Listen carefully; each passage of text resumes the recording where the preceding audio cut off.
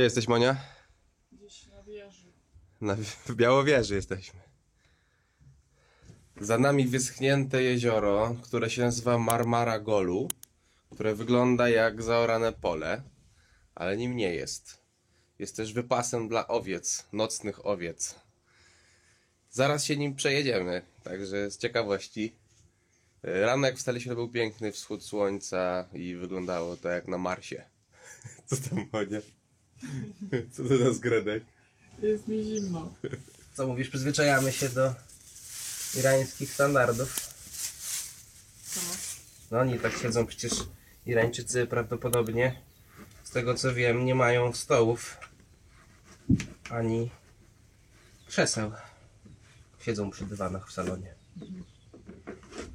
Po turecku. Po irańsku. I co, turecka konserwa z Polski, paprykarz wieprzowy. Jadłeś kiedyś paprykarz wieprzowy? Melon. Jestem alergikiem na rybę, więc jak paprykarz to tylko wieprzowy. Monia mi powie, czy jest podobny do szczecińskiego. No, pachnie tak samo.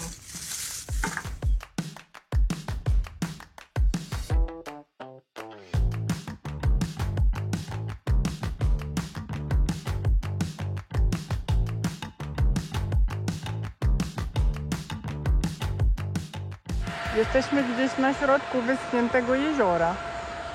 Nie wiem ile tu jest kilometrów, ale dużo. Także jedziemy w pław na drugą stronę i zobaczymy, co jest, czy będzie jakaś miejscowość, czy po prostu może jeszcze jakaś woda, ale chyba nie, chyba jest całe wyschnięte.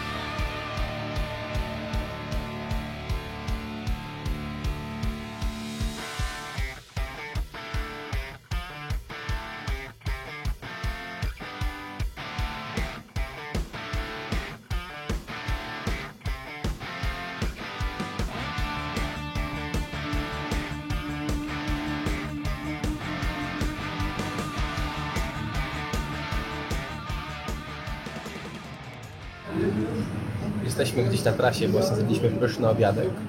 Jemy teraz jemy deser, jakiś taki mleczny ryż na słodko, nie wiem, trochę smakuje jak ten creme brulee, ale bez i z ryżem. turecki creme brulee, jest przepyszny. Zrezygnowaliśmy z wizyty w Pamukkale. Lokalsi powiedzieli nam, że nie warto tam jechać. Zresztą słyszałem, że tam jest dużo turystów, więc po co się pchać. Zmieniamy trochę kierunek i jedziemy do obowiązkowej na liście Kapadocji.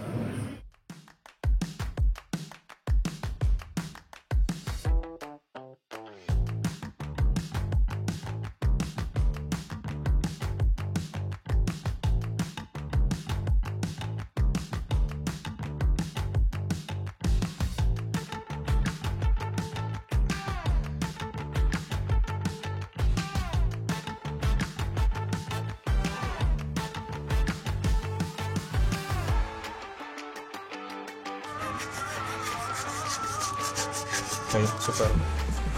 Hello, marhaba. Hello, hi.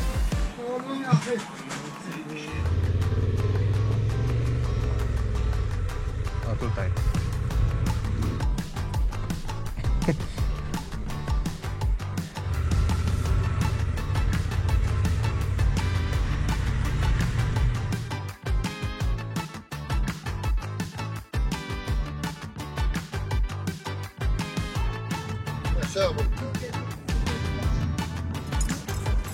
Co mówisz? Córkę chyba, albo wnuczkę. Okej. Jesteś nową wnuczką. Super. Hejka,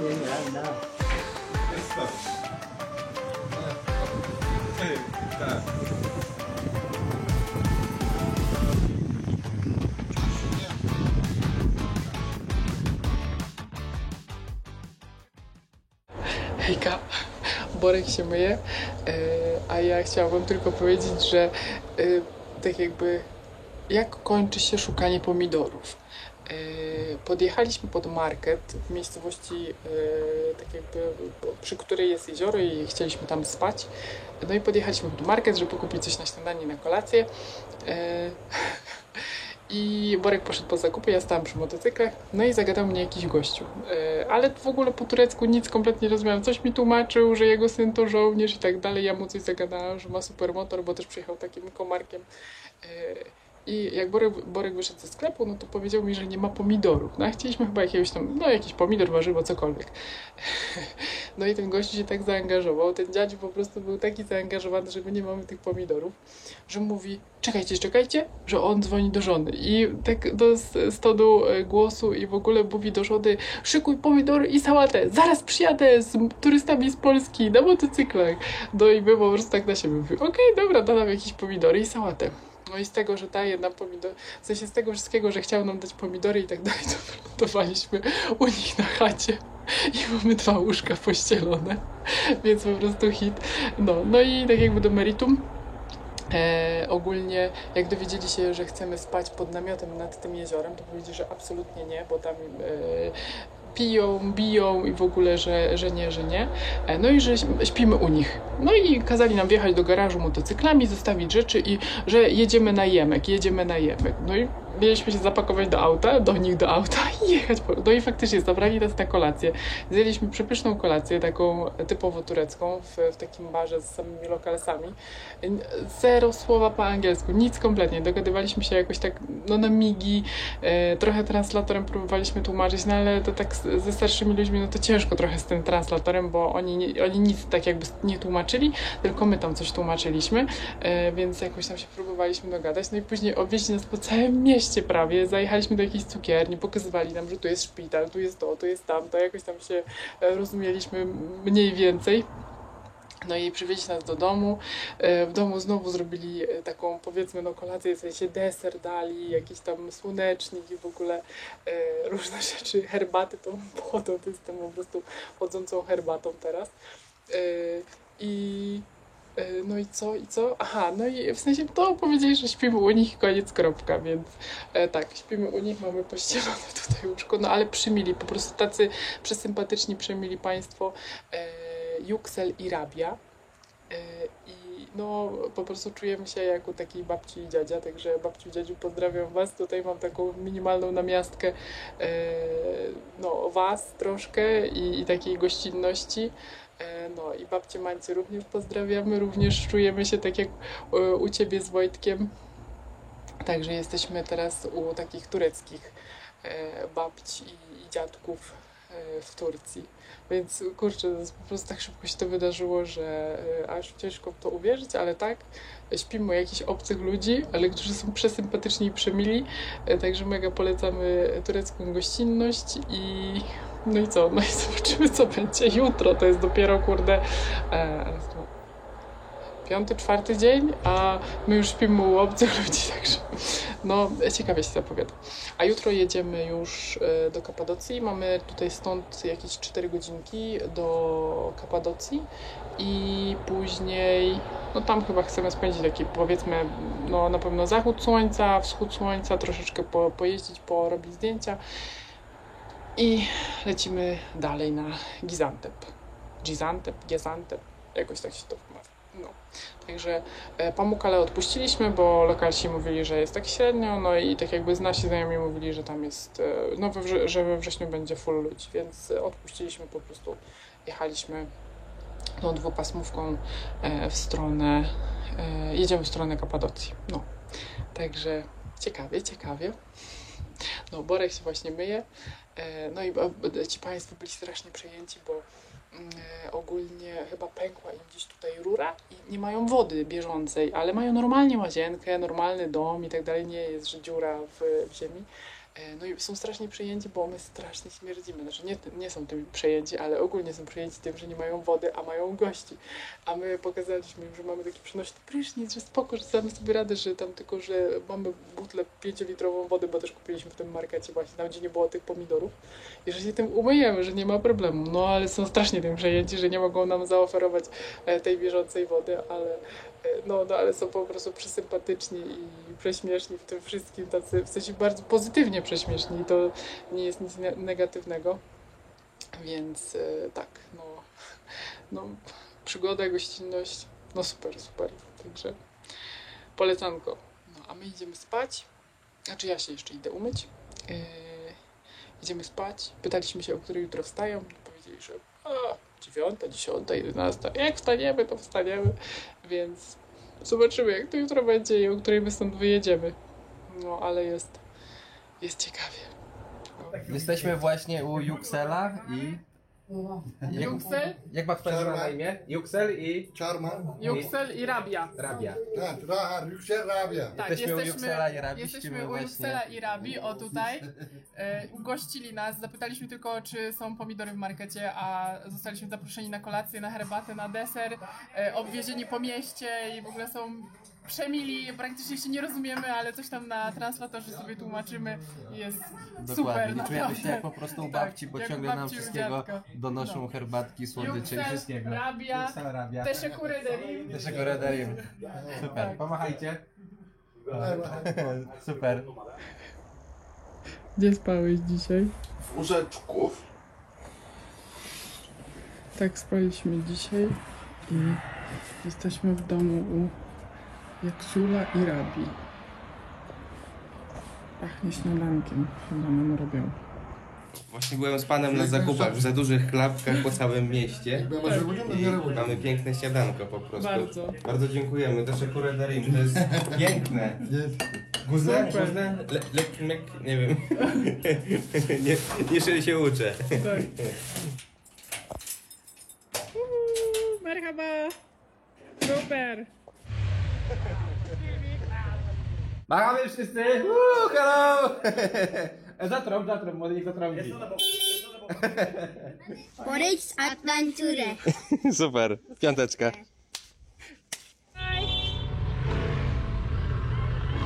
bye. Bye bye. Bye bye.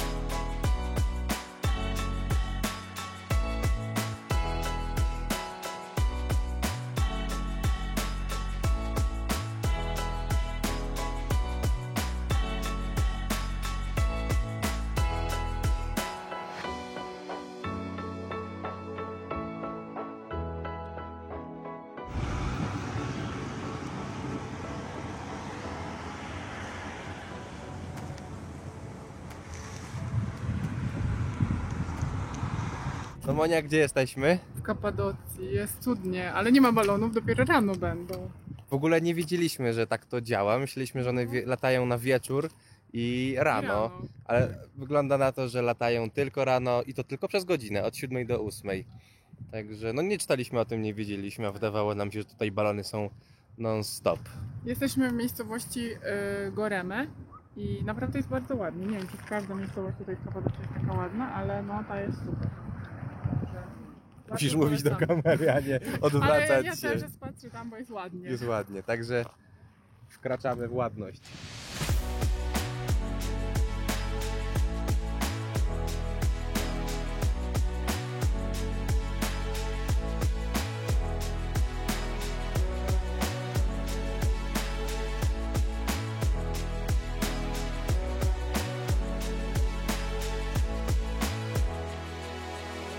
Dzisiaj śpimy w Kapadocji.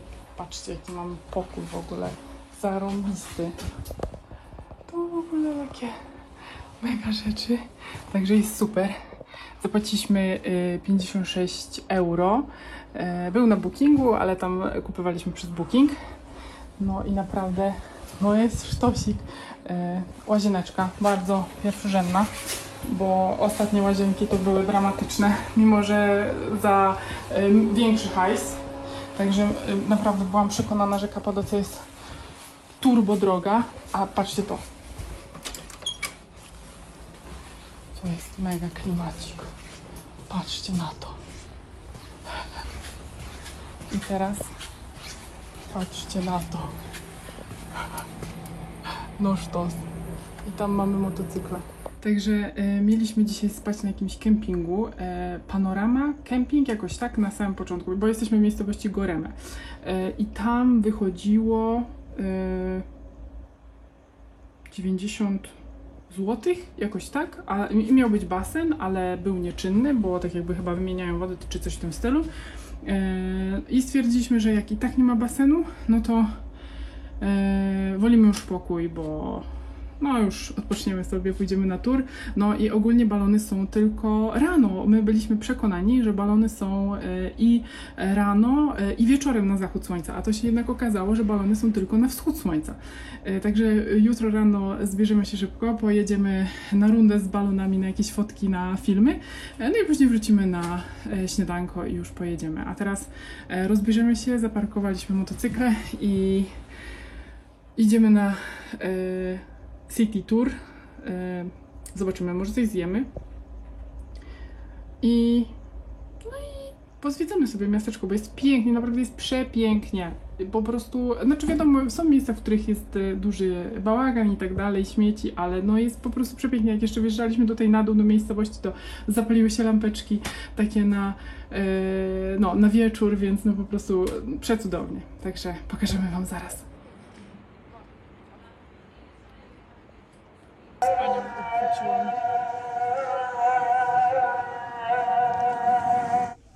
Wow.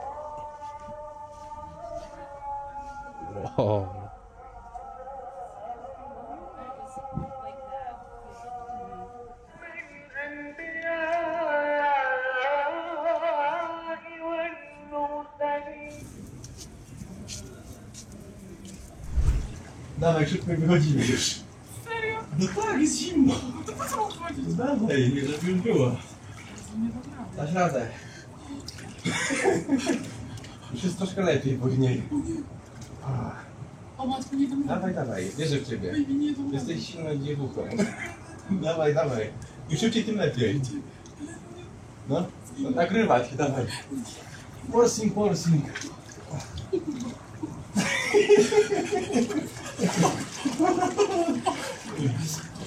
Jest nic. Chodź tu. Jeszcze musimy pionowo wejść. Nie mówisz. Masakra, ale jesteśmy durni. Wzięliśmy sobie hotel z basenem, ale nie spodziewaliśmy się, że będzie aż tak zimno, także weszliśmy dosłownie na 15 sekund do wody. Troszkę dłużej. No ty tak, ja nie. 30. I jak takie Polaki cebulaki, że skoro basen zapłacony, to musieliśmy wykorzystać. No, także Włącz ogrzewanie. właśnie włączamy ogrzewanie i idziemy spać. Siemanko, jest godzina 5:30 czasu lokalnego. Jesteśmy w Kapadocji, w miejscowości Goreme, w punkcie, gdzie startują słynne kapadockie balony. Panuje tu lekka dezinformacja, bo wszyscy nam mówili, że one startują 5:20, dlatego tak wcześnie wstaliśmy, a tu żaden z nich jeszcze nie jest napompowany. Aczkolwiek gdzieś tam już świta, zaraz będzie wschód, lekko po 6 będzie wschód, także zobaczymy wszystkie przygotowania i wszystkie starty tych balonów. Planujemy tu się pokręcić troszeczkę i potem ruszyć przez Goremę, żeby nagrać i zobaczyć, pokazać wam z innych ujęć całe miasto zapełnione balonami, bo na to się zapowiada. Super będzie!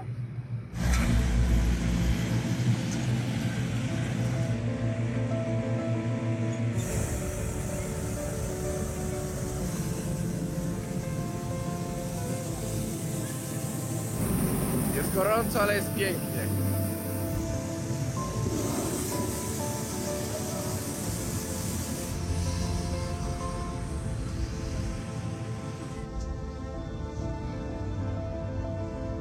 Baby, jak jest?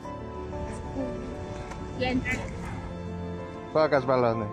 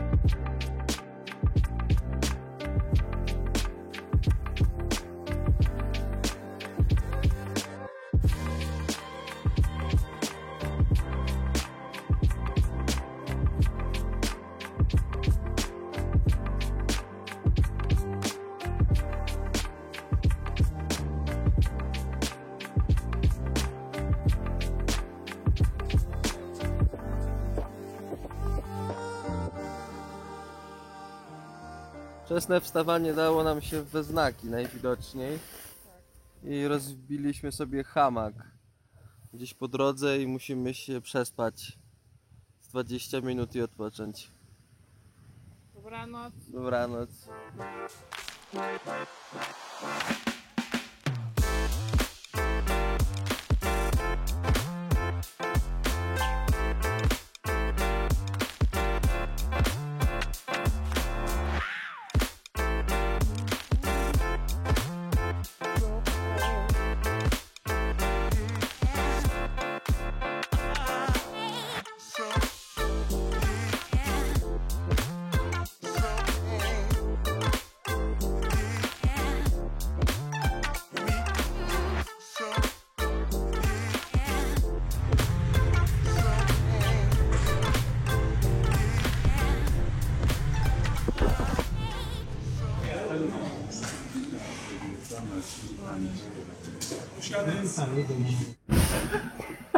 Jesteśmy w hotelu w miejscowości Gaziantep. Trafiliśmy tutaj wczoraj bardzo późno.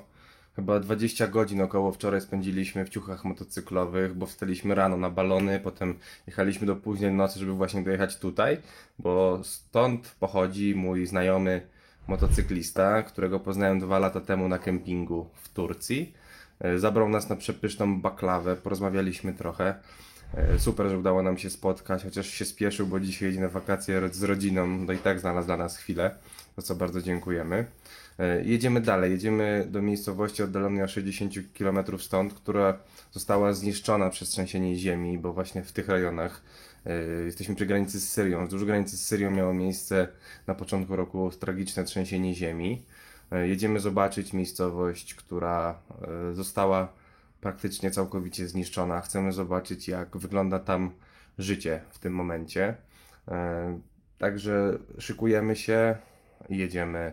Musimy się trochę wrócić na zachód, ale myślę, że to jest widok taki, no nie wiem, wart zobaczenia, może to złe słowo, po prostu chcemy to zobaczyć, chcemy tego doświadczyć, chcemy przez chwilę być z tymi ludźmi i zobaczyć, jak po prostu żyją. Także pakujemy się i jedziemy dalej.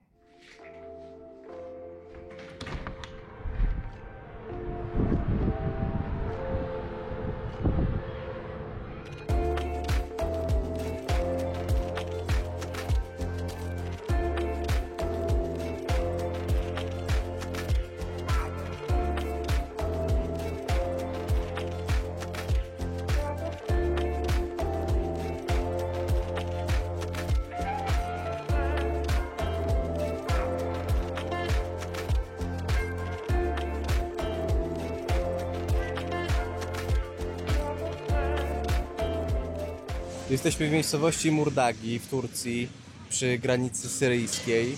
To właśnie tutaj miało miejsce jedno z najsilniejszych uderzeń fali sejsmicznej podczas trzęsienia ziemi na początku tego roku.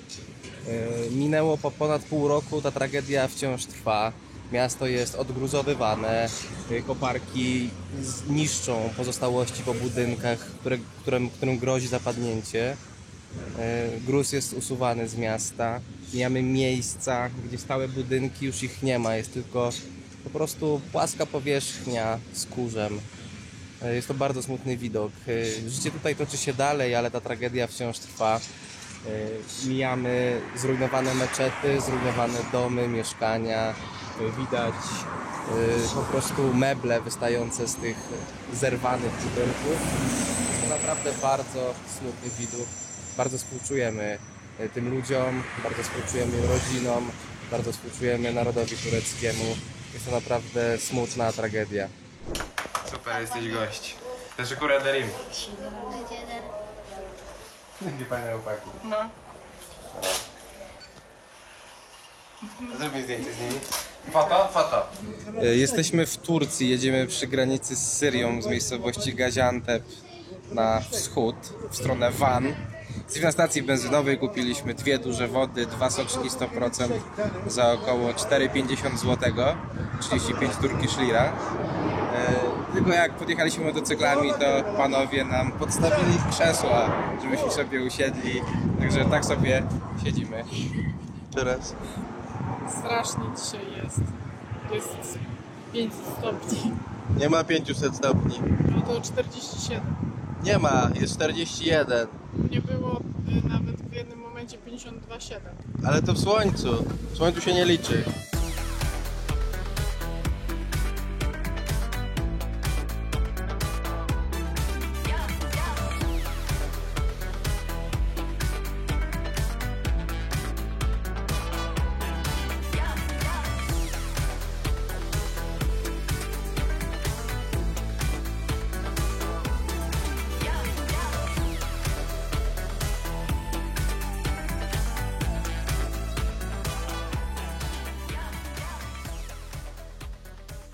Dzisiaj spaliśmy w takim miejscu, na Tamie.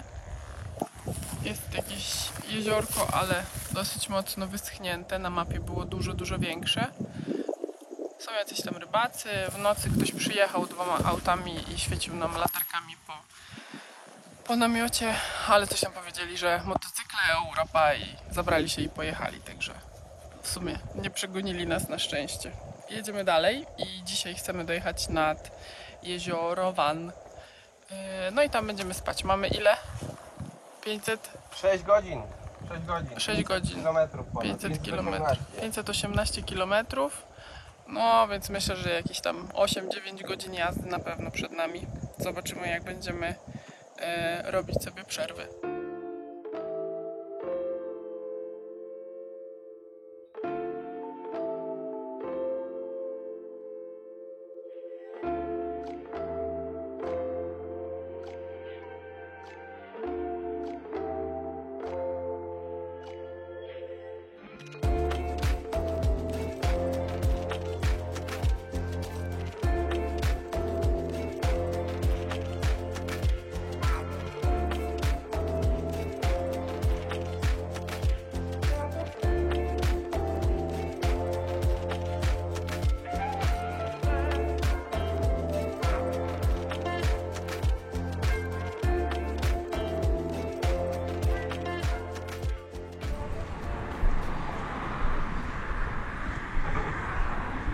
Hello, merhaba. Yemek? Yemek. Yemek. Kawalti? Kawalti. Okej, to coś zaraz wybierzemy. A z czym to jest? To po jednym, 2 takie.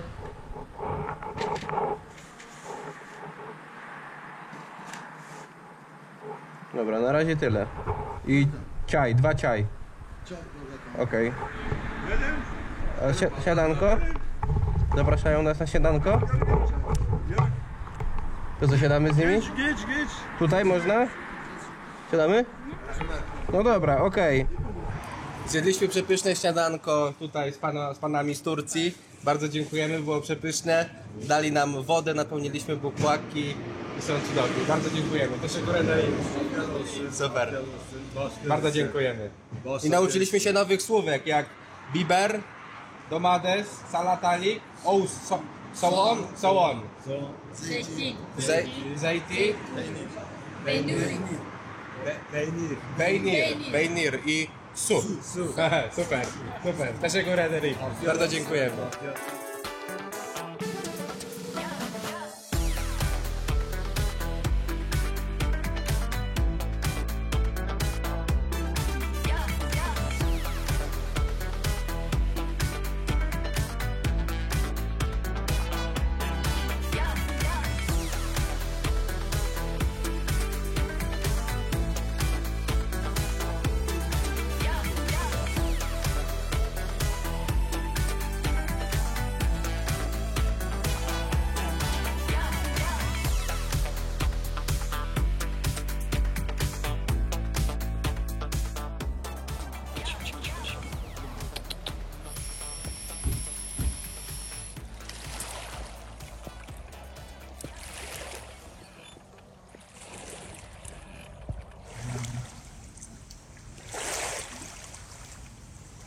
Siemanko, jesteśmy na samiutkim prawie wschodzie Turcji.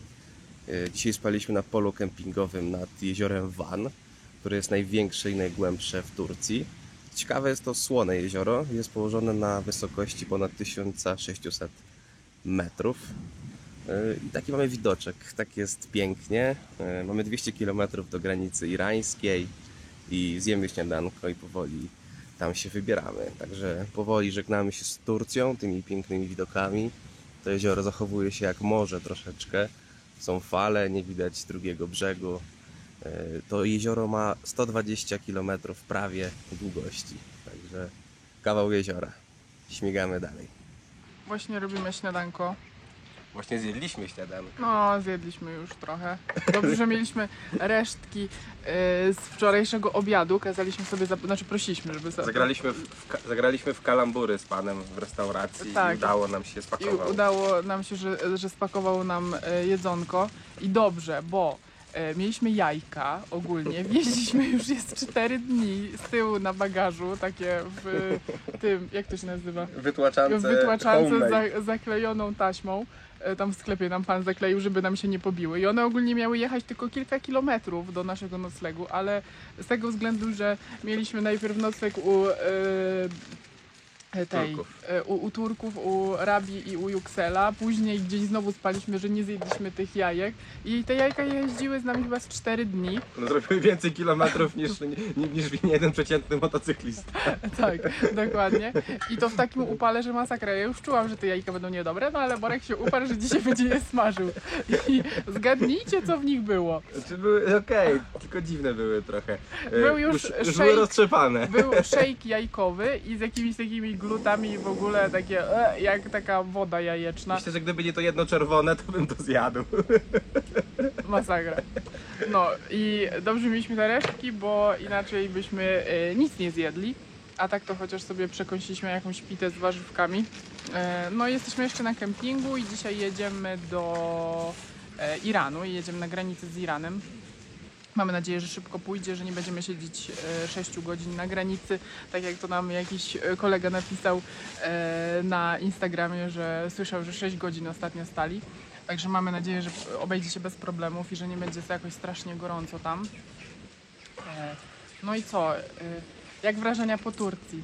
Turcja jest piękna, ludzie są cudowni, ale jest ogromna, jesteśmy na jej samym końcu i bardzo długo tu jechaliśmy tak naprawdę, a nie szczędziliśmy się na drogach, dużo kilometrów robiliśmy dziennie, sprawnie myślę, że nam to szło, a i tak jechaliśmy. No, długo zeszło zjechanie tej całej Turcji tutaj nad jezioro Van, także no jest ogrom.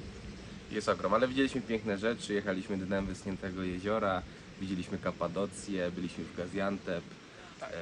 Także teraz jesteśmy nad jeziorem Van, zaraz będziemy w miejscowości Van, zobaczymy jeszcze piękny klasztor. Także Turcja jest cudowna, polecam. Tak, ja też bardzo. Znaczy ja jestem pierwszy raz na motocyklu w Turcji, bo raz byłam tylko na jakimś tam All Excuse Me w 2018 roku, ale to tylko w jednej miejscowości. No, Borek był już, ale no, mnie również Turcja zachwyciła. No jest naprawdę fajnie, także mam nadzieję, że w Iranie będzie jeszcze lepiej i że będziemy podziwiać piękne widoczki irańskie. Na razie jedziemy na Iran południe. taki będzie ciekawszy, bo jest bardziej dziki po prostu, nie? Jakby to jest coś takiego dla nas nowego. No tak, no w Iranie nie byliśmy oboje, więc i ten kraj no, jest taki bardziej niedostępny dla turysty, motocyklowego turysty, więc zobaczymy jak to będzie. Mamy nadzieję, że super. I tak też słyszeliśmy, że jest super, więc pokażemy Wam to w następnych filmikach.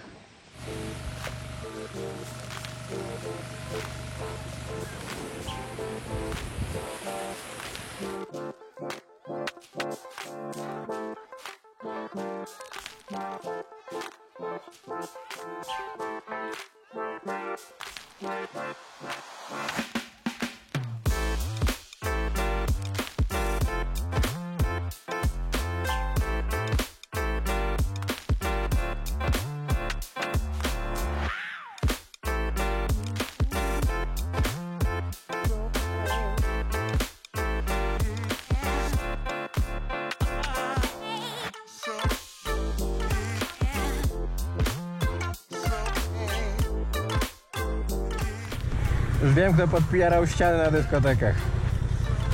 W twoim gimnazjum. A co robiłaś, jak nie podpierałaś? A pokaż jak. Aha. Jedziemy w deszczu, używamy trybu RAIN. To nie przypadek, bo z tych liter można ułożyć słowo Iran. Jesteśmy przed granicą irańską. Widzimy dwie powiewające flagi, turecką i irańską. Na szybko jeszcze sprawdzamy w internecie, póki go mamy, czego nie pominąć podczas pokazywania i podpisywania dokumentu Carnet de Passage. I wjeżdżamy do tego pięknego kraju. Damy znać, jak tylko zdobędziemy internet. Może okazać się to trudne, może łatwe. Czytaliśmy o tym, więc teorię znamy, ale praktyka może okazać się być inna. Także granica przed nami. O, tutaj samochód właśnie potrącił jakiś słupek, ale wszystko jest ok. I odpadł mu zderzak. O, dokładnie. Także Monia, pomachaj.